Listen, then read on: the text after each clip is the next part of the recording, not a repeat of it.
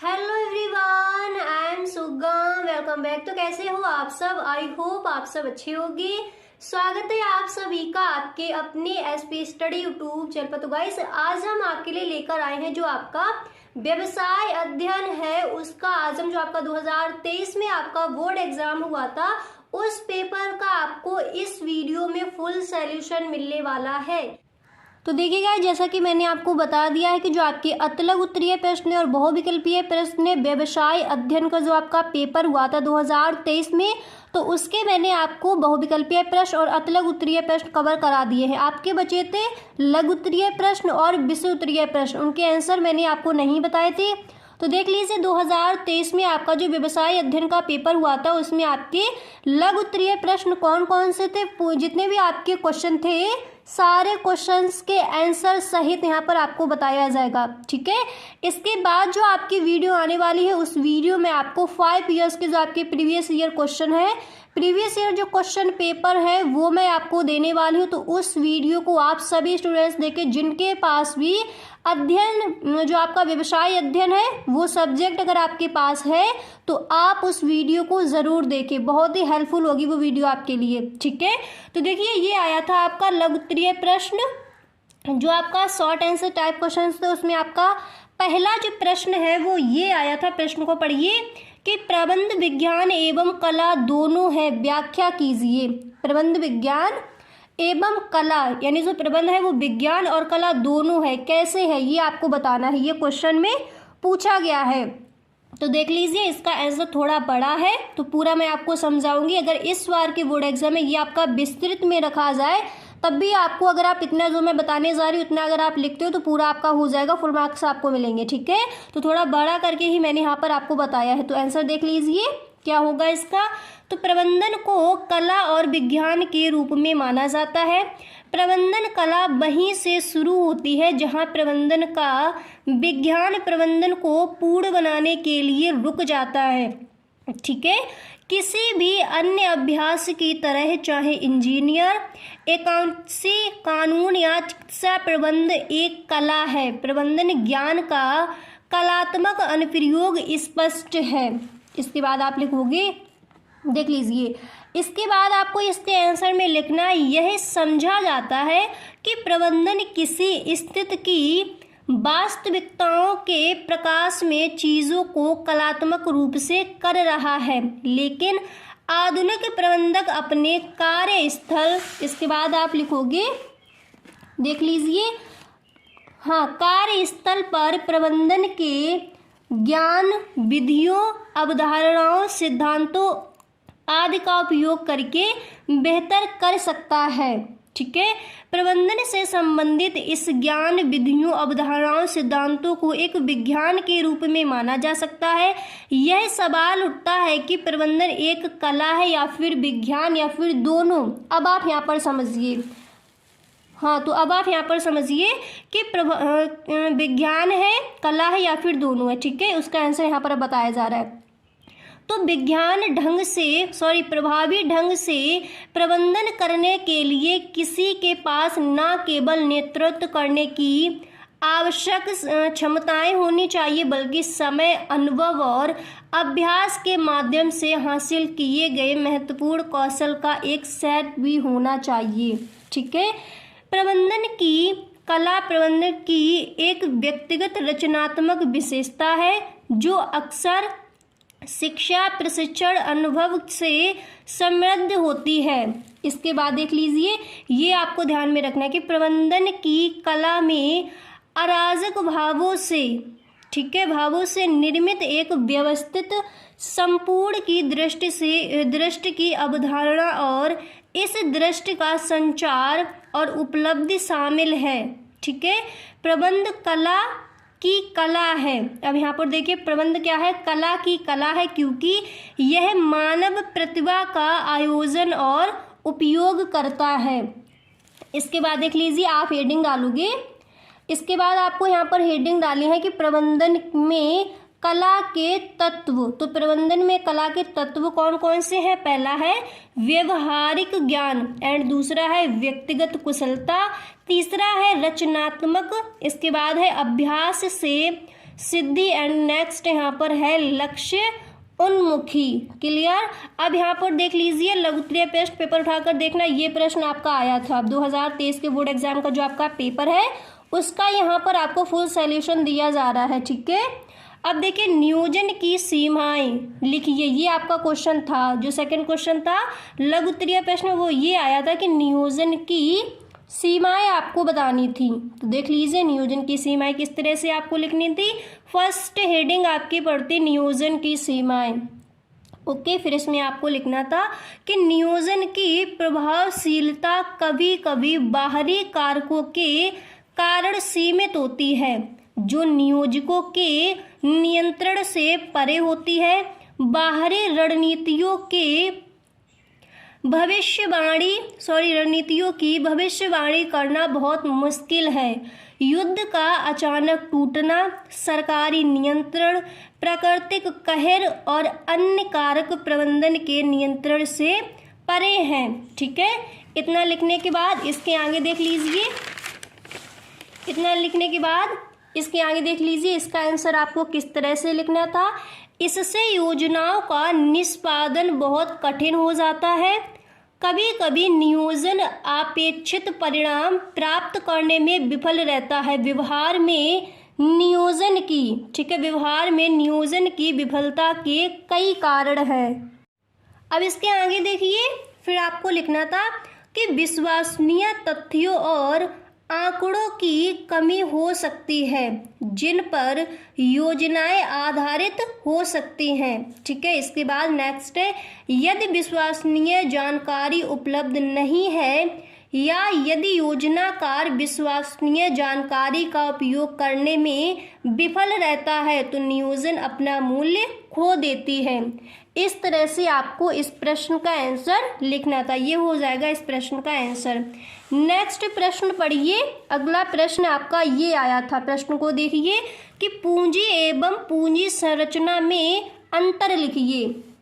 पूंजी एवं पूंजी संरचना में आपको अंतर लिखना था।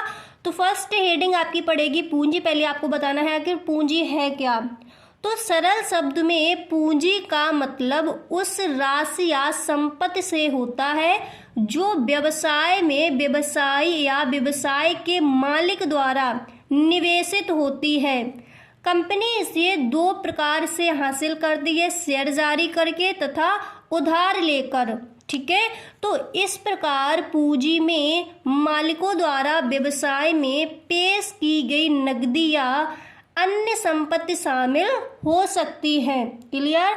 अब यहाँ पर देख लीजिए पूंजी संरचना यानी कैपिटल स्ट्रक्चर क्या है, इसको समझिए। तो देखिए आपको हेडिंग डाली थी पूंजी संरचना यानी कैपिटल स्ट्रक्चर। फिर आपको इसमें लिखना था कि किसी उपक्रम की कुल दीर्घकालीन पूंजी में विभिन्न पूंजी प्राप्त के स्रोतों के अनुपात को निश्चित करना ही पूंजी संरचना कहलाता है। क्लियर हुआ। पूंजी संरचना क्या है एक बार दोबारा से पढ़ लेना। अब देख लीजिए, एक श्रेष्ठ पूंजी संरचना वह है जो किसी समता अंशों के मूल्य को अधिकतम पर ले आती है। ओके। अब यहाँ पर देखिए, इसके बाद आपको इस तरह से ब्लैक पेन से लिख देना है और यहाँ पर इन्वर्टेड कॉमा बिगिन करना है, यहाँ पर आपको इस तरह से क्लोज कर देना है। ठीक है। फिर यहाँ पर आपको लिखना है कि पूंजी संरचना से तात्पर्य किसी व्यावसायिक संस्था में विनियोजित दीर्घकालीन कोषों को दर्शाने से है। इस तरह से आपको लिखना है। पूंजी और पूंजी संरचना में जो डिफरेंस है वो आपको बताने हैं यहाँ पर। क्लियर। आगे चलिए। अगला प्रश्न आपका क्या था। नेक्स्ट प्रश्न आपका ये पूछा गया था कि चयन प्रक्रिया में साक्षात्कार के महत्व की व्याख्या कीजिए। यही क्वेश्चन आपका आया था। तो देख लीजिए आंसर इसका क्या हो जाएगा। तो आप यहाँ पर देख सकते हो इस प्रश्न का आंसर क्या होगा। तो साक्षात्कार लगभग एक सार्वभौमिक चयन उपकरण साबित होता है। लोगों के साथ व्यवहार करना हमेशा एक कला रही है, ना कि विज्ञान। ठीक है। इसके बाद सफल साक्षात्कार एक विज्ञान के बजाय एक कला है, क्योंकि इसमें लोगों के साथ व्यवहार करना शामिल है। फिर भी कुछ विशेषताएं हैं जो सभी संतोषजनक साक्षात्कारों के लिए सामान्य हैं। ठीक है, साक्षात्कार चयन प्रक्रिया में 3 अद्वितीय योगदान देता है। इसके बाद देख लीजिए, यहाँ पर आपको लिखना था, सबसे पहले यह एक आवेदक को कार्रवाई में देखने का एकमात्र तरीका है कि वह कैसे दिखता है, उसका तरीका, उसका असर।